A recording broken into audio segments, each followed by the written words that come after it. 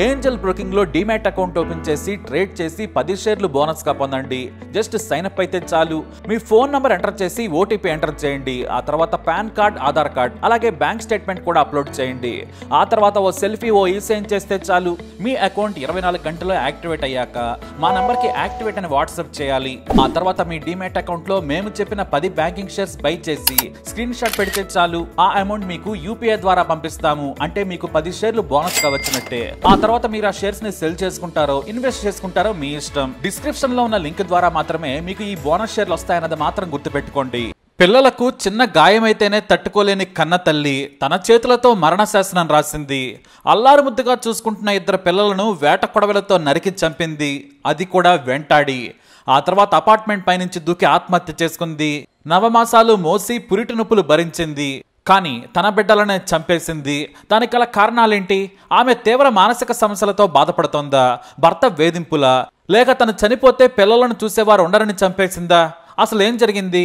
ఖమ్మం జిల్లాలోని సత్తుపల్లికి చెందిన గండ్ర వెంకటేశ్వర రెడ్డి, తేజస్విని దంపతులు గాజుల రామారాం బాలాజీ లేఅవుట్లో ఉంటున్నారు. వీరికి కుమారులు ఆశిష్ రెడ్డి, హర్షిత్ రెడ్డి. ఆశిష్ రెడ్డి వయసు 7 సంవత్సరాలు, హర్షిత్ రెడ్డి వయసు 4 సంవత్సరాలు. ఫస్ట్ క్లాసు అలాగే నర్సరీ చదువుతున్నారు.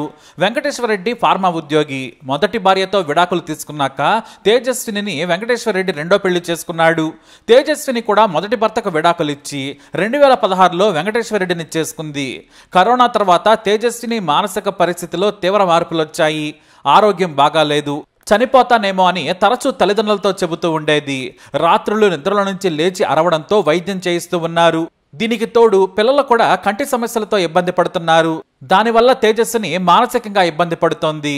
అయితే ఉద్యోగరీత్యా 4 ఏళ్ల క్రితం ఈ దంపతులు హైదరాబాద్కు వచ్చారు. గాజుల రామారాం బాలాజీ లేఅవుట్లో ఉన్న సహస్ర మహేష్ హైట్స్ అపార్ట్మెంట్ లో 2వ అంతస్తులోని ఫ్లాట్ లో నివాసం ఉంటున్నారు. Venkateswara Reddy Bonthapalli granules India limited లో క్వాలిటీ కంట్రోల్ విభాగంలో ఉద్యోగం చేస్తున్నాడు. భార్య తేజస్విని ఇంటి వద్దే ఉంటూ పిల్లలను చూసుకుంటోంది. ఇక పెద్ద కుమారుడికి అనారోగ్య సమస్య ఉంది. ఆశిష్ ఊపిరితిత్తుల ఇన్ఫెక్షన్ తో బాధపడుతూ ఉన్నాడు. ఏం తిన్నా వాంతులు చేసుకుంటూ ఉంటాడు. ఇక చిన్న కుమారుడైన హర్షిత్ రెడ్డికి కూడా అప్పుడప్పుడు ఇదే సమస్య ఉంది. బేగంపేటలోని ఓ ప్రైవేట్ ఆసుపత్రిలో పెద్ద కుమారుడికి ఆమె చికిత్స చేయిస్తోంది.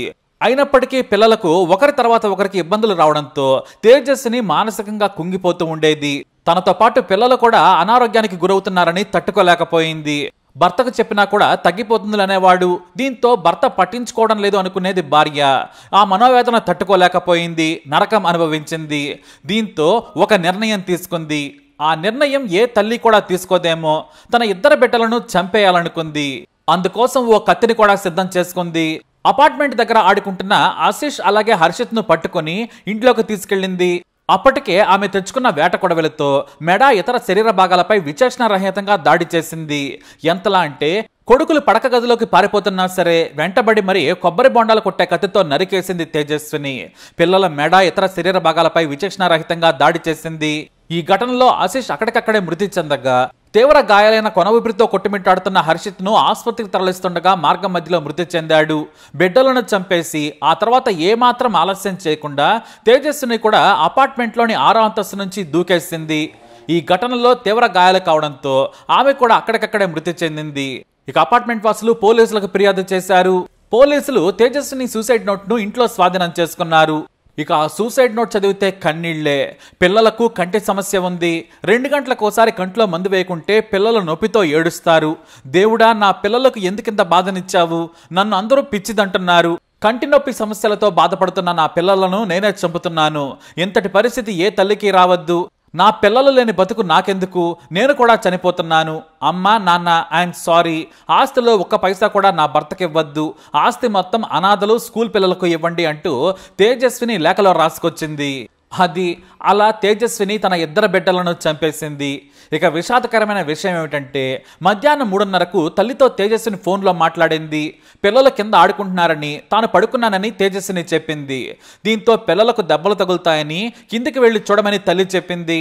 అంతలోనే అంటే మరో గంట తర్వాత 4:30 గంటల ప్రాంతంలో ఘోరం జరిగినట్లు తల్లిదండ్రులకు ఫోన్ వచ్చింది. మరో ఘోరం ఏంటంటే తెల్లారితే శుక్రవారం హర్షిత్ పుట్టినరోజు. ఈ వేడుక కోసం తేజస్విని తల్లిదండ్రులు హైదరాబాద్ రావాలనుకున్నారు. పైగా పిల్లలకు సెలవులు కావడంతో తేజస్విని అలాగే ఇద్దరు మనవళ్లను శనివారం సత్తుపల్లికి తీసుకెళ్లాలనుకున్నారు. ఈ విషయం మీద గురువారం మధ్యాహ్నం తేజస్విని అమ్మగారు తేజస్వినికి ఫోన్ చేసి మాట్లాడారు కూడా. పిల్లలు ఎక్కడున్నారు, ఏం చేస్తున్నారు, ఆడుకుంటూ కింద పడతారు జాగ్రత్త అని సూచించింది. అటు పిల్లలు కూడా అమ్మమ్మ తాతయ్య వచ్చి తమను తీసుకెళ్తారని ఉత్సాహంగా బ్యాగులో బట్టలు కూడా సర్దుకున్నారు. అంతకు ముందు రోజు పై తరగతుల కోసం నాన్న తెచ్చిన కొత్త పుస్తకాలు కూడా దాచుకున్నారు. అయితే అమ్మమ్మ ఫోన్ చేసిన గంటలోపే పిల్లలు ఆశీష్ హర్షిత్లను తేజస్విని దారుణంగా హత్య చేసింది. తాను కూడా ఆత్మహత్య చేసుకుంది. ఒక్కరోజు ఆగితే చాలు తల్లిదండ్రులు వస్తారు, తమ పిల్లలను తీసుకెళ్తారు అని కూడా ఆలోచించలేదు ఆ తల్లి. ఒక్క క్షణం ఆలోచించిన ఆ ఇద్దరు బిడ్డలు బ్రతికేవారు. ఆ తల్లి కూడా ప్రాణాలతో ఉండేది. ఈ రోజు మరోలా ఉండేది. ఈ ఘటనపై పోలీసులు కేసు నమోదు చేశారు.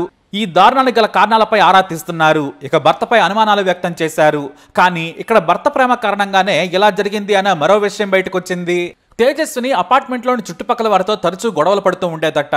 ఆమె పరిస్థితిని చూసి అందరూ సహకరించేవారు, భర్తకి కూడా చెప్పేవారు. భర్త కూడా ఆమెకు ట్రీట్మెంట్ ఇప్పిస్తూ వచ్చారు. కానీ ఆమె మానసిక పరిస్థితిలో ఎలాంటి మార్పు లేదు. అయితే ఆమెకు ఆసుపత్రిలో ఉంచి ట్రీట్మెంట్ ఇప్పిస్తే బాగుండేదని అంటున్నారు బంధువులు. కానీ భార్య మీద ఉన్న ప్రేమతో తన వద్దే ఉంచుకుని ట్రీట్మెంట్ చేయించి నయం చేసుకోవాలనేది భర్త ఆలోచన.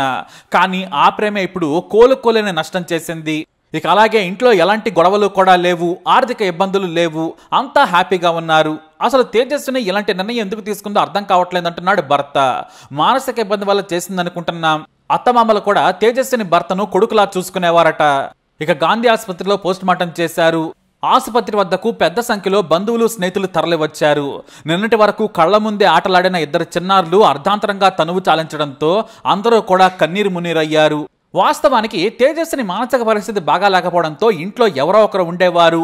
ఒంటరిగా ఉంచేవారు కాదు. భర్తో లేదంటే ఆమె తల్లిదండ్రుల్లో ఉండేవారు.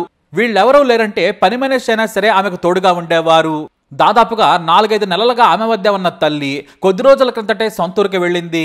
తేజస్విని చిన్న కొడుకు ఆశీష్ బర్త్డే ఈ నెల 19న కావడంతో ఆ రోజు తిరిగి వద్దామనుకుంది. ఆమె వెళ్ళిన కొద్ది రోజులకే ఇలా జరిగిపోయింది.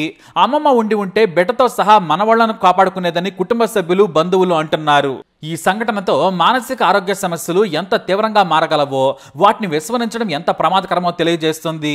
డిప్రెషన్ వంటి సమస్యలు ఉన్న వారికి వెంటనే మానసిక సహాయం అందించాలి. ఇక పిల్లలకు చిన్న చిన్న అనారోగ్య సమస్యలు రావడం కామన్. దానికే కుంగిపోతే ఎలా? తేజస్విని పిల్లల వ్యాధిని, తన బాధను ఒంటరిగా భరించాల్సి వచ్చింది. ఆ టైంలో ఒక్కరు పక్కనున్నా కూడా ఈ సంఘటన జరిగేది కాదేమో. కాబట్టి మానసిక సమస్యలు ఉన్న వారిని ఒక్క క్షణం కూడా వదిలిపెట్టకండి. అది దేనికైనా దారి తీయొచ్చు. మొత్తానికి పోలీసులు అయితే ఈ కేసుపై విచారణ చేస్తున్నారు. పిల్లలను వేట కొడవలతో అత్యంత కిరాతకంగా ఎందుకు హత్య చేయాల్సి వచ్చింది? తేజస్విని తన కొడుకులను అత్యంత కిరాతకంగా నరికి చంపిన కత్తిపై కూడా చర్చ జరుగుతోంది. అసలు ఆమెకు కత్తి ఎక్కడి నుంచి వచ్చిందో కూడా తెలియని పరిస్థితి. ఇవన్నీ కూడా పోలీసులు ఎంక్వైరీ చేస్తున్నారు. ఏదేమైనా ఆ బిడ్డలను తిరిగి తీసుకురాలేరు. వారి ఆత్మకు శాంతి చేకూరాలని కోరుకుందాం. సైబరాబాద్ లిమిట్స్ లోని బాలనగర్ జోన్లో పరిధిలో గల జీడిమెట్ల పోలీస్ స్టేషన్కి 4 గంటల సమయంలో ఒక సమాచారం వచ్చింది. దాని ప్రకారం ఏంటంటే జీడిమెట్ల పరిధిలో ఉన్న గాజుల రామారంలో బాలాజీ లేఅవుట్ అనే ప్రాంతంలో ఒక అపార్ట్మెంట్లో ఒక మహిళ, 35 సంవత్సరాల మహిళ, తన 2 పిల్లల్ని కత్తితోటి నరికి చంపి తను కూడా బిల్డింగ్ పై నుంచి దూకి అపార్ట్మెంట్ బిల్డింగ్ పై నుంచి ఆత్మహత్య చేసుకున్నది ఆ సమాచారం సారాంశం. దాంతో ఇమ్మీడియట్గా మా పోలీస్ సిబ్బంది, inspector Jeedimetla and ACP Balanagar and myself ఇక్కడికి వచ్చి మేము పరిశీలించగా మహిళ బిల్డింగ్ పై నుంచి దూకి స్పాట్లో చనిపోయింది. పెద్ద కుమారుడు, అతని పేరు హర్షిత్ రెడ్డి, 11 years. ఆ తల్లి పేరు తేజ, 35 years. ఆశీష్ రెడ్డి, 9 years. హర్షిత్ రెడ్డి ఇక్కడ ఇంట్లోనే చనిపోయి రక్తపు మడుగులో ఉన్నాడు. కొబ్బరి బొండాలు నరికే కత్తితోటి ఆవిడ కొడుకుని ఉండడం జరిగింది. అదేవిధంగా ఆశీష్ రెడ్డిని కూడా నరికింది. అయితే అతన్ని హాస్పిటల్కి తరలించగా అతను హాస్పిటల్లో చనిపోయి ఉన్నాడు. ఓవరాల్గా ఈ సంఘటనకి కారణం ఏంటంటే ఆవిడ చుట్టుపక్కల వాళ్ళు కూడా విచారించాము. ఆవిడ కూడా సూసైడ్ లెటర్ రాసింది, ఒక 6 పేజీలు. దాన్ని చదివితే మనకి అర్థమయ్యేది ఏంటంటే కొద్దిగా మానసికంగా ఆవిడ ఇబ్బంది పడుతున్నట్టుగా అనిపించింది. అదేవిధంగా భర్త మీద కూడా కొద్దిగా కోపం ఉన్నట్టుగా ఆవిడకి ఆ లెటర్లో ఎక్స్ప్రెస్ చేసింది. పిల్లల ఆరోగ్య సమస్యలతో బాధపడుతున్నట్టుగా, తను కూడా ఆరోగ్య సమస్యలతో బాధపడుతున్నట్టుగా రాసింది. కంటి సమస్యలు ఉన్నట్టుగా ఆవిడ మెన్షన్ చేసింది. ఓవరాల్గా మానసిక సమస్యలు, కుటుంబ కలహాలతోటి జరిగిందని భావిస్తుంది. Thank you.